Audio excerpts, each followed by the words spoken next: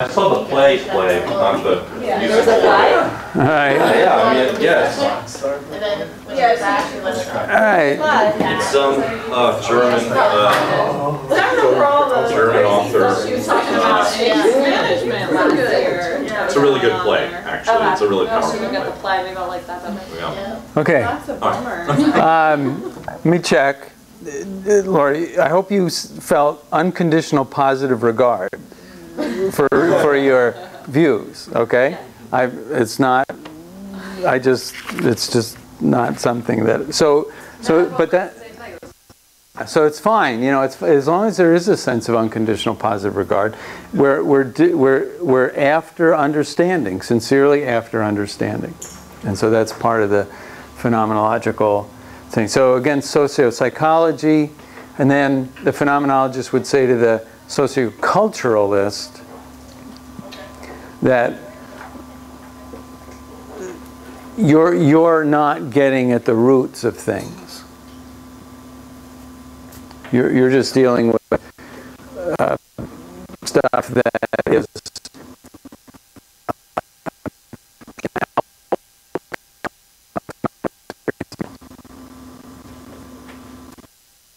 you're missing the deepest part of what could be understood. And then what's left? Critical theory? Yeah. All right, so critical theory wants to uncover false ideologies or stuff. So Craig is going to say, whenever you have encounter, people reflect on themselves in difference. So I guess that's the way he would say it. Phenomenology is not strongly normative, though. You know, critical theory is normative. It tells you this is wrong, this is the way it ought to be. Phenomenology is normative in process, but not outcome. It says this is how you should relate, but it doesn't say, so this is what you should become. Because it wants to discover the difference of other beings. Joe? Theoretically, for public relations, I think the best approach would be the phenomenological way, to understand everyone in an open, you know, an openness and have dialogue, but it's not possible. At least in the PR perspective, when you're targeting such a huge audience, you can't sit down with everyone and have a dialogue. So, right. I'm just trying to distinguish, because, like, ideally, like, that's what I want to do my paper on, the phenomenological way. But Yeah. then I was like, well, in PR you can't really focus on dialogue. Well, Ken and who? Dr. Ken and his co-writer from Rutgers, who both left here and then have both left the place they went to since they left here, have an article on a dialogical theory of public relations. So you might look up Dr. Kent's article. We've read that in other classes. Did anyone read that with? Also, like, if you, public relations part of it too is like, not so much like press releases and stuff, but like sometimes when you're talking to reporters and stuff, like, yeah, they take the little quote that you say, you know, like the sound bit of stuff or a quote that you say, but how they go about writing like, they ask questions, but like how you answer the questions and kind of get them, how their questions will change depending on your answers. Like that. Well, a dialogic practice of public relations, if I'm remembering, right, offers more respect to the audience than what Kent says is traditional public relations, which views the audience as a I, it. Our goal is to change make you think a certain way. I'm not interested in you as beings, we're just interested in you as things that have to think a certain way, consumers that have to think a certain way. But that's a perception long gone now, if I'm not mistaken. I mean, is it the case? for PR, think of? I don't know, I'm trying to understand it myself. Really? That was the beginning of PR, but actually that was more of advertising mentality, and that's exactly what generated consumerism and the attention for consumer and generated into PR. That's not the case now. Okay. It's a permanent dialogue, and it's not, so the audience is not just a receiver, but it's Right. engaged in permanent Engaged, dialogue. right. I think that's what Kent talks about in his article. It's the empowerment of the audience, because actually the audience is make or break for a company or whatever. That's Yeah. what the focus group is for, right? I mean, if the stage where there's a focus group before you launch, you know. Yes and no. I mean, a focus group can be about manipulation and getting information to make Yeah, your... like I mean, ultimately it becomes a rhetorical tool. Yes, it could be, in the worst sense of rhetoric. To be more exact, actually, advertising was how companies started to differentiate themselves one from another. And then once consumers and audience became more powerful and really had a saying in a company's success, then they turned into PR. They turned their attention to PR and developed PR practices, which focused more on the consumer and on the target audience. Yeah, good. If that's the case, Yeah. good. I'm not thinking that way. It is. Sales and then PR. I've had graduate students who've been in industry, and it's been like, bottom line, make the money. That's advertising and marketing. PR is not about money, or at least not. Don't tell Joe that. Theoretically speaking, it targets something on a longer term. It's long term, and the company's position on the market, not sales. Okay. Well, good. It's Ken and Taylor. Maureen Taylor is the other name. So Joe, what else you think? I was just going to say that in general it does seem like it would be based off of dialogue and all of that, but when it comes down to it, it just doesn't seem like it is. Because you can never really understand another person without having to, like, yeah, you can understand the position of the firm, but you can't understand your whole audience without specifically talking to your whole audience. Well, here's an example of a company, for instance, that might go into a certain area and not understand what it means to be in that area and the way people are, and they might not even know that they don't know. You know, they just can't even imagine the way people are thinking about it.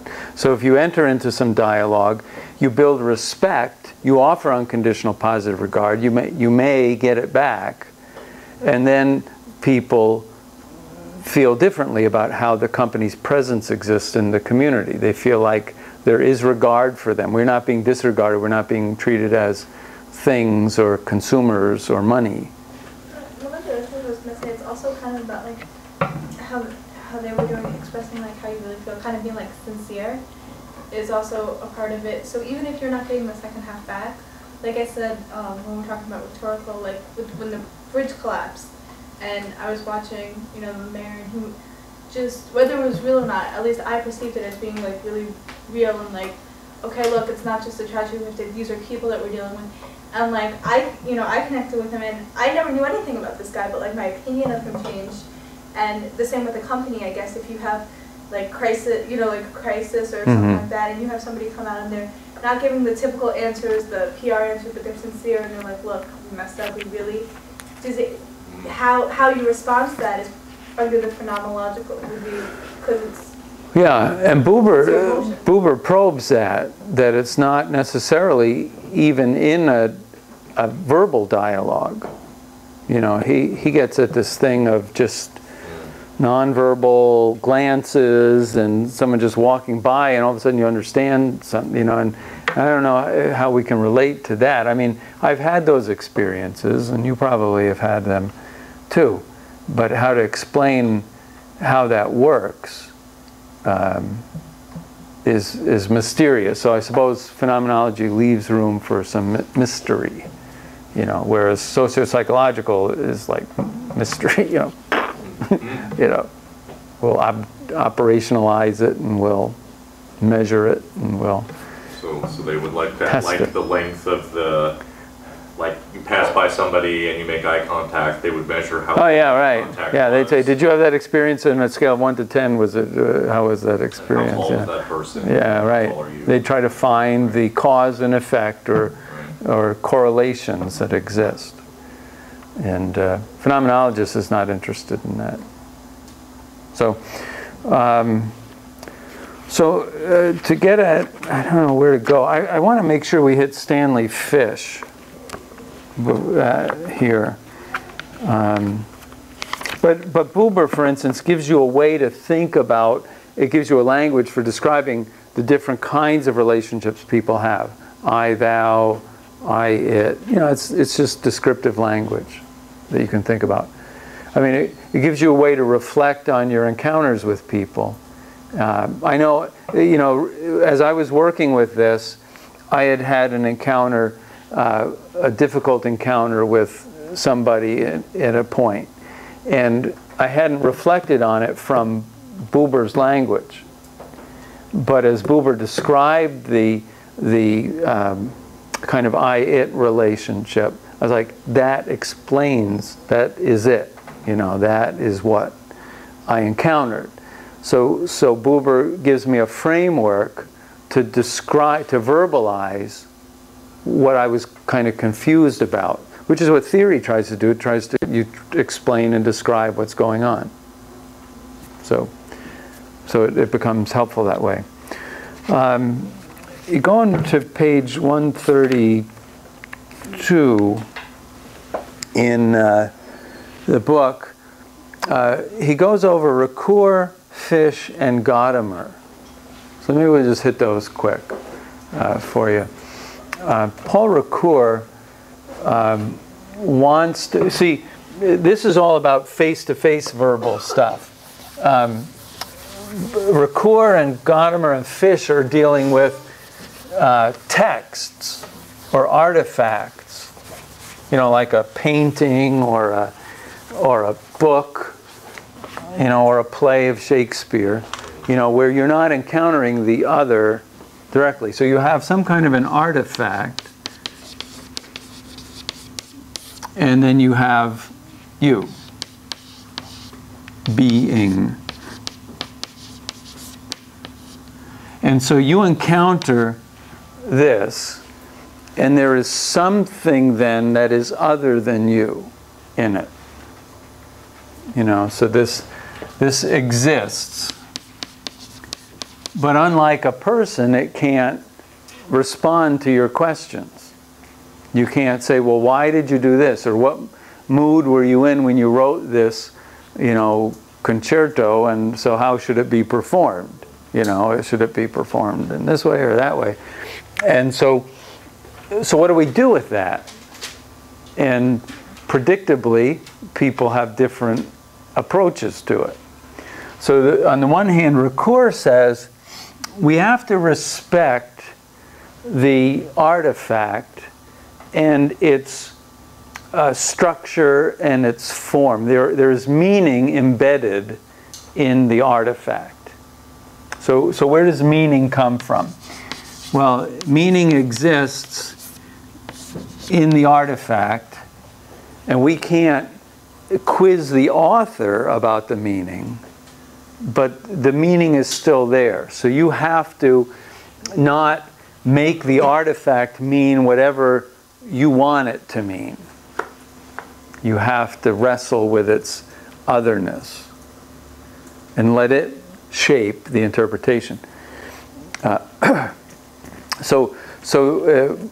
With the Supreme Court, this has been a debate over the years when we've appointed people to be Supreme Court judges, whether they are strict constructionists, which is a hermeneutic question.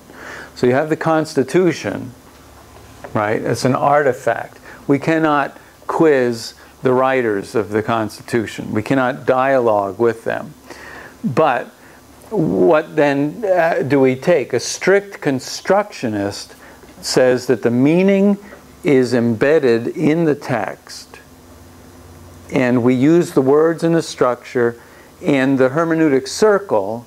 Now the hermeneutic circle is used in different ways by different authors, but for this place you go from the general to the specific and back again. So you look at the whole thing, the whole feel of it, and then you look at the individual part, and you try to interpret the part as consistent with the whole, and then you keep going back and forth till you have an interpretation that takes into account the whole and all the way the parts fit together. So that's called a strict constructionist view of the Constitution.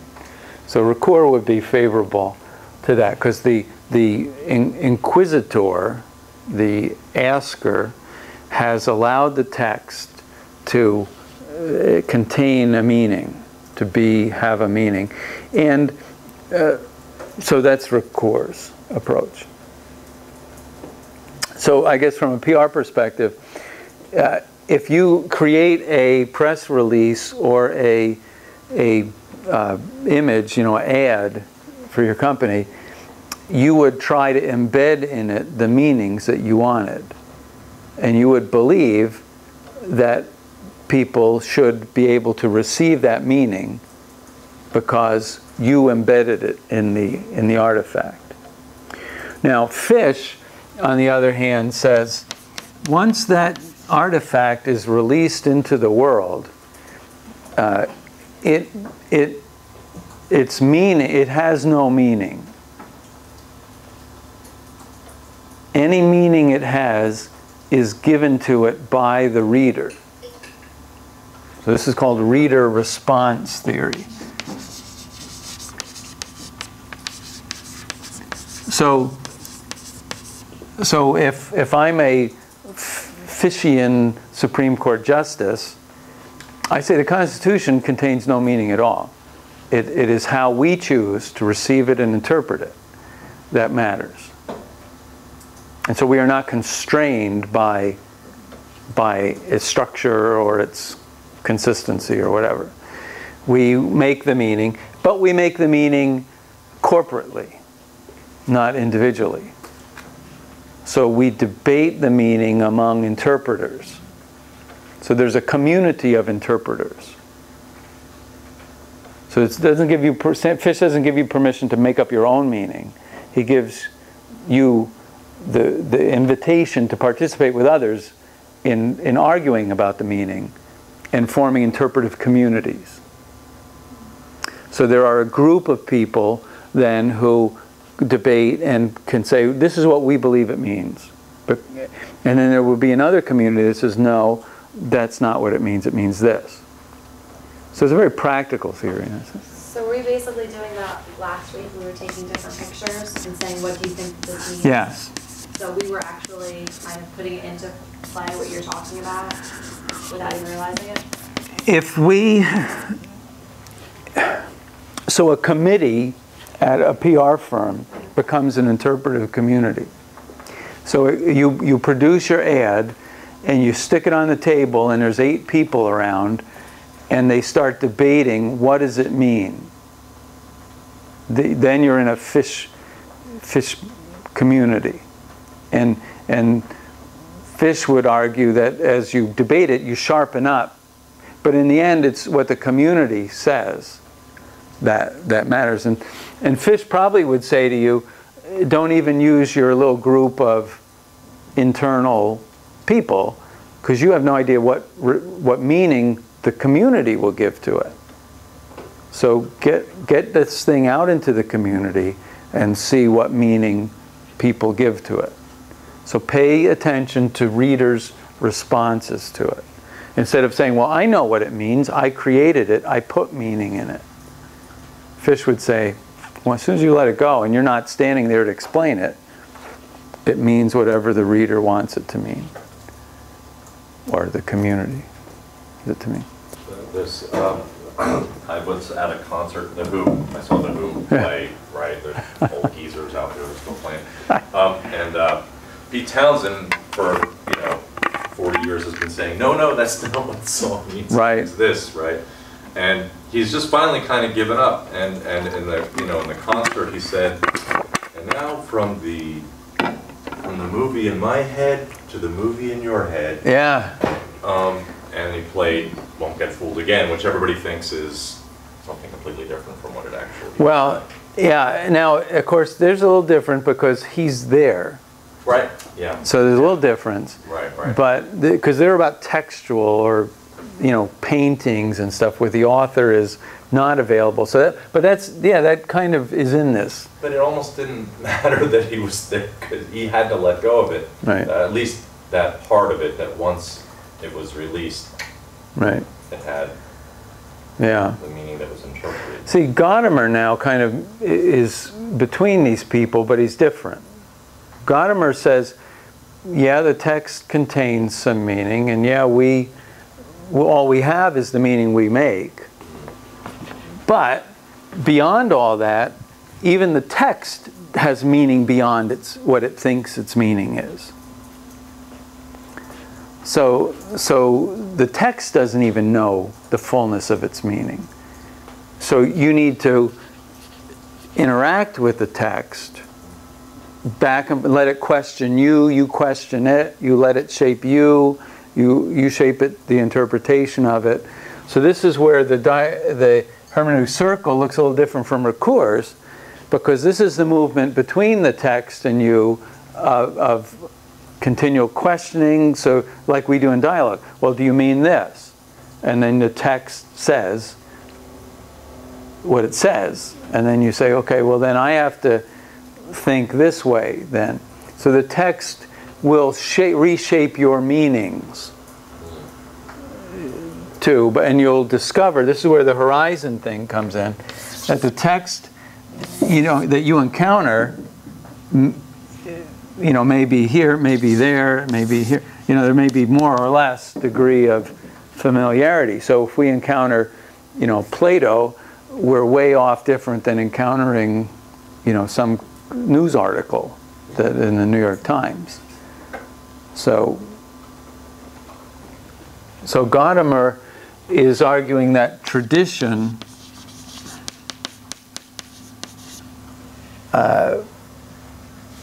we must interact with tradition, and we will discover new things beyond even the meaning of the tradition itself. Do their ideas span across all types of text, such as, because I think there's a difference between what the Constitution is and an advertisement for Coke. You know what I mean? You treat it two different ways because the Constitution was made up in a certain time in which our culture has changed and it's reshaped the meaning kind of behind it. So, and for an advertisement, I mean, it's an advertisement for Coke. How serious is it? I don't know, John. That's a good question. I think they would all say that no, it doesn't matter. This is a theory of meaning. Now, where does meaning reside? Does it reside in the artifact? Does it reside in the reader? Or does it reside in an interaction between the artifact, the reader, and tradition and language? But aren't there artifacts that are meant to be questioned and interpreted and others that aren't? Like the Constitution, let's say, or law, piece of legislation that are not supposed to be questioned. And then others, like... well, that would be, Gadamer would say that's part of tradition then. You know, that's part of the tradition, the context of the artifact. I mean, even within the same time frame. I mean, there are different Right. sub-contexts that allow for an artifact to be interpreted or not. Well, Fish would argue that it's always interpreted. It always only means what the reader brings to it. Or maybe restrict the interpreter's access to an artifact, so not everyone can interpret. Right, which is what the Catholic Church did for years. Catholic Church banned the people from reading the scriptures. They built the churches with a screen across between the where the priest was with the Bible chained to a stand, and there was a screen, and then the people were over here. And so only the priest could be the designated interpreters of the text, right? And, right. But that broke down in the Enlightenment and the Renaissance and the Reformation, when then the movement was to make the text available to everybody. And the concept was that it had perspicuity.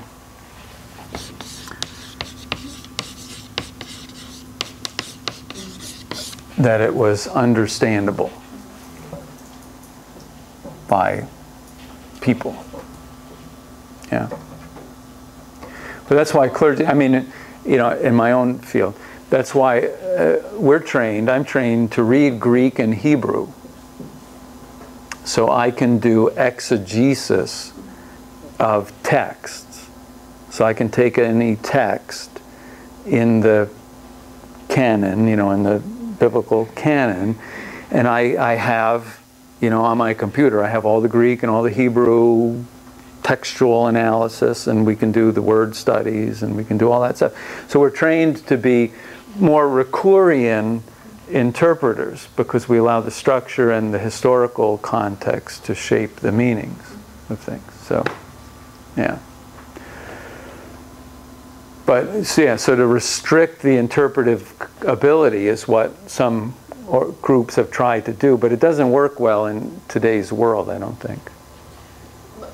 Not restricted in a forceful manner, but just in virtue of one's professional abilities. I mean, I wouldn't be fit to interpret the Constitution, obviously. Right. So that's due to my background or professional background or interest. I don't know.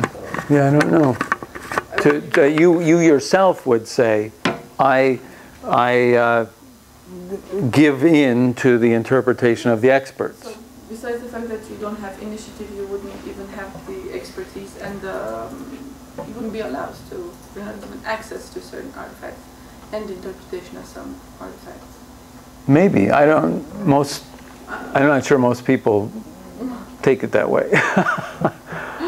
I don't know. I'm just thinking that all professions and fields, have their strict rules and regulations. Exclusive exclusiveness by virtue of expertise and experience. Well, Toulmin, Stanley Toulmin talks a lot about argumentative fields. That within a certain field, there are certain things that count as standards, and there are certain ways of interpreting legal documents versus interpreting these documents versus, and that within each field there are certain standards, right? Trying to think of what. Yeah, I guess the point for us here, you know, is to say that when you create texts and you send them out, be aware that people are going to interpret them in different ways. And some people will accede to a professional interpretation, but other people will just be interested in, what does it mean to me? What did I get out of it? You know? I mean, who was talking to me about Brecht plays? Was that Laurie? You know, where it appears that the author's intention was to leave you with this feeling of like emptiness and wanting more. It's the feeling of catharsis, which is what we talked about. Okay, with poetics, yeah. So there are texts or artifacts that are created where the author intends there to be not the ability to interpret. It kind of leaves that space Yeah. between the interpreter and, like for a play, it's the audience. There's a distance. Okay.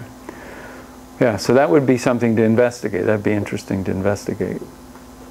Which is, and then you start to talk about aesthetics, and you talk about modern art, interpretation of art, and Andy Warhol, and, you know, a soup can, and so how does all that work? Yeah. Well, we're in pretty deep here. We're pretty deep. So anyway, you got Ricoeur, you got Fish, you got Gadamer. I personally like Gadamer's. Gadamer has another book called Philosophical Hermeneutics, which I would recommend if you want to read more about this kind of thing. There's also a book by Palmer that's kind of a survey of hermeneutic history. And I'll email you these notes if you want them. That's all on hermeneutics. All right, so what can we do that's profitable in the last couple of minutes? Because I want to have time for Andrew and Lisa to do. Well, I think, after hearing tonight's lecture, I think my article is more socio-psychological. Okay. All right, we'll cut that time. Lisa, well, you're going to be cybernetic, so that's going to be next week. All right, so we'll just wait a minute here. I'm going to get in a couple more things. So we talked about Husserl here, and his solipsism, which is the problem of experiencing someone else, because all we experience is our own stream of experience. And we talked about Buber and what did you take away